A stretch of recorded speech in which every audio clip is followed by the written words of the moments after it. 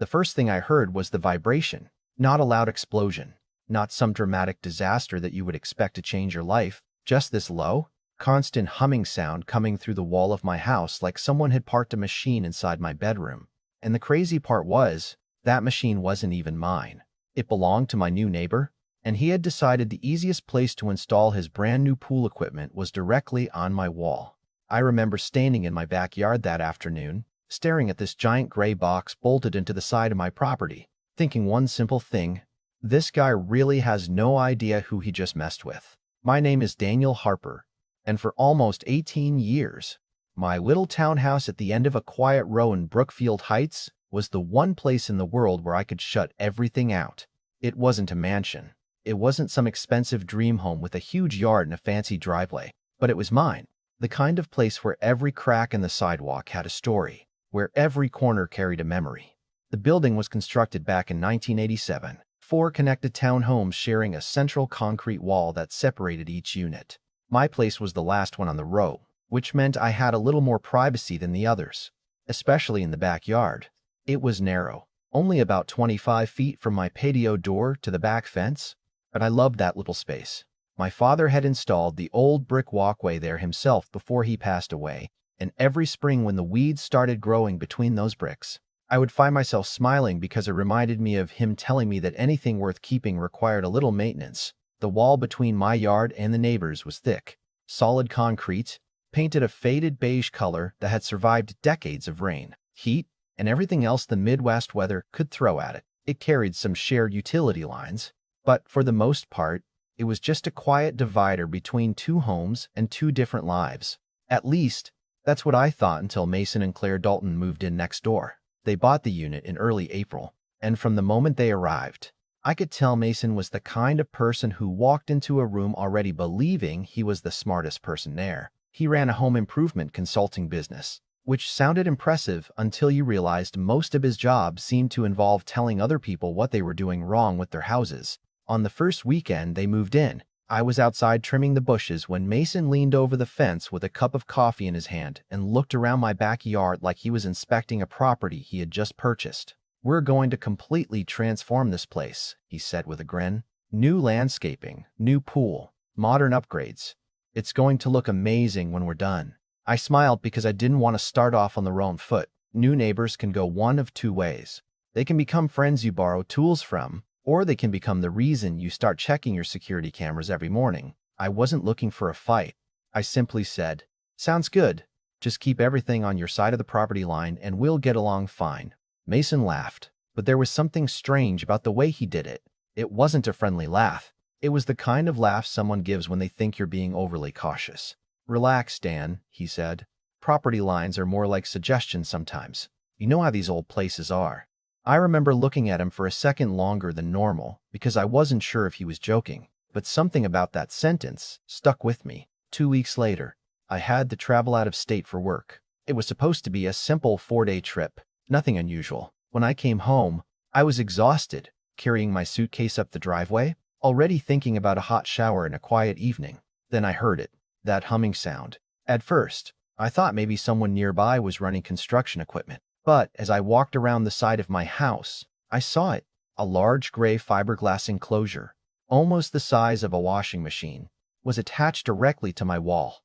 Thick bolts went through the surface, and blue pipes disappeared from the bottom of the unit into the ground, leading toward the massive backyard pool Mason had been building. The entire wall was vibrating slightly beneath my hand. I just stood there for a moment because sometimes your brain needs time to catch up with what your eyes are seeing. This wasn't a misunderstanding. This wasn't someone accidentally crossing a line by a few inches. Someone had looked at my wall and decided it was available space. I walked over and knocked on Mason's door. He answered wearing sunglasses, even though it was almost evening, which somehow made the whole situation feel even more ridiculous. "Hey, Dan," he said casually. "Looks good, right? That's the pump enclosure." I looked past him toward the backyard, then back at him. "Why is it attached to my wall?" He shrugged like I had asked why grass was green. "Because it's stronger there. Saves space. Honestly, you'll barely notice it once you get used to it." That sentence bothered me more than the machine itself, because he wasn't apologizing. He wasn't asking. He was telling me I would eventually accept something he had already decided. And standing there, looking at that machine shaking the wall my father had cared for, I realized this wasn't really about a pull pump anymore. It was about a person who believed confidence could replace permission. And he was about to learn that some walls are built from more than concrete. I didn't argue with Mason that night. That probably surprised him because people like Mason usually expect resistance, and when they don't get it, they assume they've won. But I had learned a long time ago that the person who gets emotional first is usually the person who loses control of the situation. So instead of standing there yelling at my neighbor in his driveway, I walked back inside, closed my door, and started documenting everything. I took pictures from every angle: the bolts, the mounting brackets, the cracks in the paint around the attachment points, the sealant they had smeared around the edges, even the small discoloration on the concrete where the weight of the equipment had already started affecting the surface. I wasn't trying to build a revenge file. I was trying to protect myself because I had a feeling this was going to become one of those situations where suddenly everyone's memory became very convenient.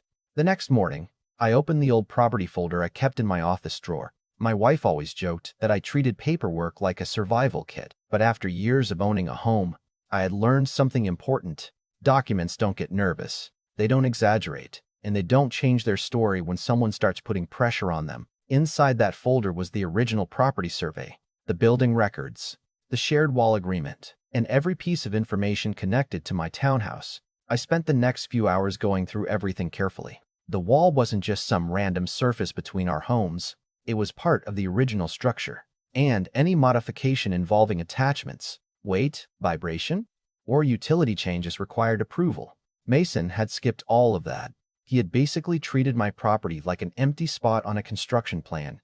I called a structural engineer named Robert Ellis, someone I had worked with years earlier when I renovated my basement. Robert wasn't the kind of person who liked drama. In fact, he was probably one of the calmest people I knew. He had this habit of looking at a problem for 30 seconds and immediately making everyone else in the room realize they had missed something obvious. He came by 3 days later with his equipment, inspected the installation, checked the vibration levels, and examined how the machine was transferring movement through the wall. After about 20 minutes, he stepped back and shook his head.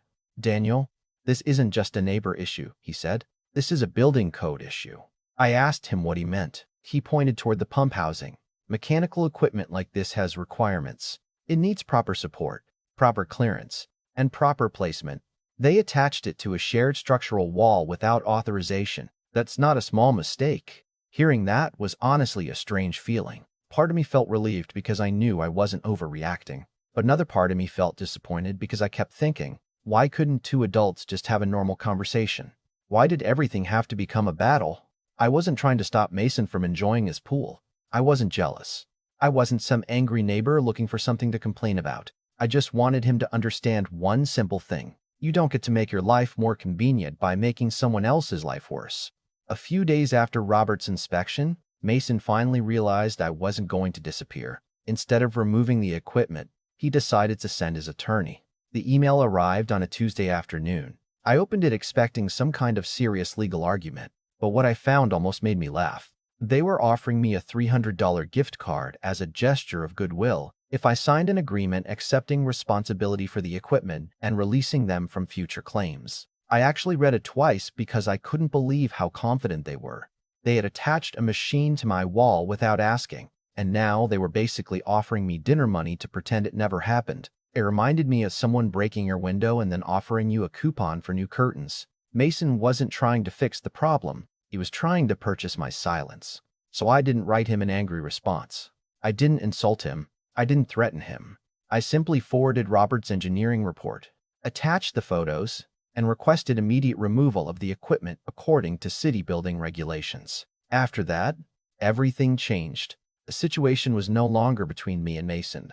It was now between Mason and the rules he thought didn't apply to him. The city inspector arrived the following Monday morning. Her name was Olivia Grant, and she had the kind of professional calm that immediately tells you she has dealt with every excuse imaginable. She walked into the backyard carrying a clipboard and a noise meter. Mason came outside almost immediately, probably expecting to explain everything away. "This is just a misunderstanding," he told her. "The wall is basically shared anyway." Olivia didn't argue. She simply measured, took notes, and inspected the installation. After about 10 minutes, She looked at him and said, "The equipment is not approved for this location, and it is creating excessive residential noise. It is also mounted in a way that violates property and structural requirements."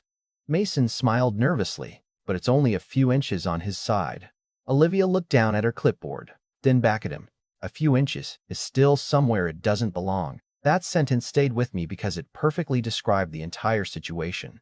Mason wasn't defeated because someone was being unfair to him. He was facing consequences because he had spent weeks believing that being confident enough could erase boundaries. The inspector gave him 10 days to relocate the equipment or face citations. I remember watching Mason walk back inside that day. He wasn't angry anymore. He looked confused, almost like someone had just told him a rule existed that he never bothered to read. Over the next few days, I expected him to fight harder. I expected more letters, more arguments, maybe even a lawsuit like he had threatened. Instead, something unexpected happened.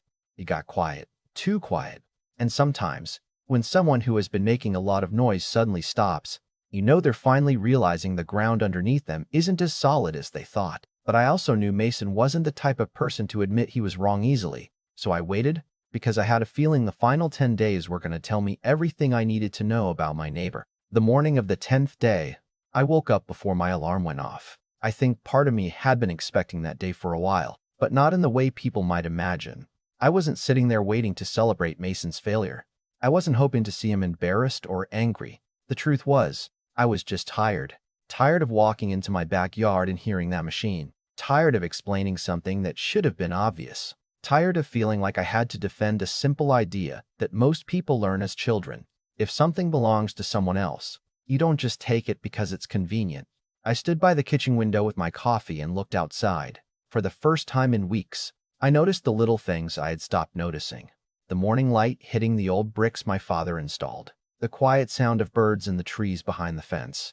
The way the backyard used to feel like a place where I could breathe after a long day. It's funny how you don't realize how valuable peace is until someone interrupts it.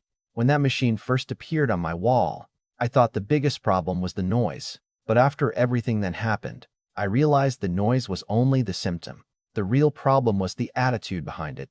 Mason didn't just install a pump. He made a decision that my space was less important than his plans.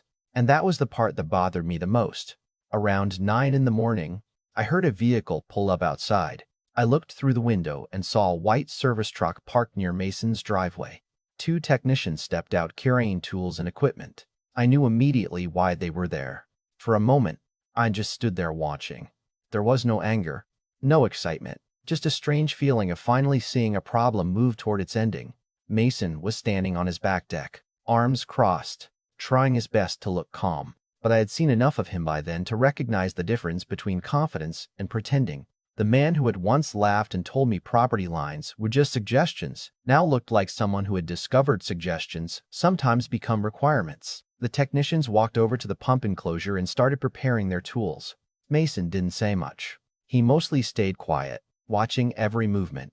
I think he was hoping something would happen. Some last-minute excuse. Some technical detail that would save him. But there wasn't one. The same rules that protected my property protected everyone else's too. The bolts came out slowly, one by one. The same bolts that had gone into my wall without a conversation, without permission, without even a simple question. The technicians disconnected the pipes, removed the housing, and carefully repaired the surface where the equipment had been attached. Watching that empty space appear on my wall was strangely emotional. Not because a machine was gone, but because something that never should have been there was finally removed. When Inspector Olivia Grant arrived later that afternoon, she walked around the area with the same calm expression she had worn from the beginning. She checked the repair, measured the remaining vibration levels, reviewed the paperwork, and finally signed the compliance form. "Everything has been corrected," she said. "The equipment is no longer attached to your structure, and the violation has been resolved." I thanked her, and after she left, I just stood there for a moment looking at the wall. It looked almost exactly like it did before, but somehow it felt different. Maybe because I knew I had fought to keep it that way. A few minutes later, Mason came down from his deck. I could tell he had something he wanted to say because he kept stopping and starting. Finally, he looked at me and said, "You know, this could have been handled differently." I almost laughed, but I didn't. Because, in a strange way, I agreed with him. It could have been handled differently. It could have been handled differently on the very first day when I told him to stay on his side. It could have been handled differently when he realized the equipment was on my wall. It could have been handled differently when he received the engineer's report. There were probably 10 different moments where this entire situation could have ended peacefully. You're right, I said. It could have been. He looked surprised that I agreed. Then I added, it just wasn't because you kept choosing the wrong option. That was the first time I saw him without the confidence, without the attitude, without the feeling that he was always one step ahead. He looked frustrated, but underneath that, I think he was embarrassed, not because he lost some argument, but because he had spent weeks believing he was smarter than everyone else in the room. I still think the rules are excessive, he said. A lot of people would have just let it go. I nodded. Maybe they would have. But that doesn't make it right. And that was really the heart of everything. Some people confuse patience with weakness. They think because someone doesn't immediately fight back, they have permission to keep pushing. They mistake kindness for surrender. But there is a difference between being difficult and simply refusing to let someone cross a line. Over the next few weeks, the neighborhood slowly returned to normal. The pool was finished. The equipment was moved to the proper location. The construction workers stopped coming and going every morning. The biggest change, though, wasn't physical. It was Mason. He stopped making comments about my property. He stopped looking over the fence and suggesting improvements I never asked for. He even started saying hello occasionally when we passed each other. We were never going to become close friends. And honestly, I didn't expect that. Sometimes the best outcome in a neighbor dispute isn't becoming friends. Sometimes it's simply reaching a place where both people understand the boundaries. A month later, I was outside fixing one of the old bricks on my father's walkway when Mason walked by. He looked at the wall and said, "Looks better without that thing there." It was probably the closest thing to an apology I was ever going to get from him. I smiled and said, "Yeah, it does." And that was it. No dramatic handshake, no big speech, just two neighbors finally understanding something that should have been clear from the beginning. Looking back, the strange thing is that I don't remember the argument as much as I remember the lesson, because the story was never really about a pool pump. It was about what happens when someone believes their convenience matters more than someone else's rights. It was about how quickly a simple problem becomes a serious conflict when one person refuses to listen. Mason thought he was saving money and space by using my wall. Instead, he spent more time, more money, and more energy fixing a problem that never should have existed. And maybe that's the irony of shortcuts. Sometimes the thing you think is making life easier is actually the thing that creates the biggest obstacle. So now I'm curious what you think. If you were in my position, would you have handled it the same way, or would you have tried to let it go and avoid the conflict? Do you think Mason was just making a mistake, or do you think he crossed a line the moment he decided my property was the easiest solution to his problem? Let me know your thoughts in the comments, because these situations always reveal a lot about how people see respect, responsibility, and fairness. If you enjoyed this story, don't forget to like the video, subscribe for more real-life neighbor conflicts and unexpected justice stories, and I'll see you in the next one.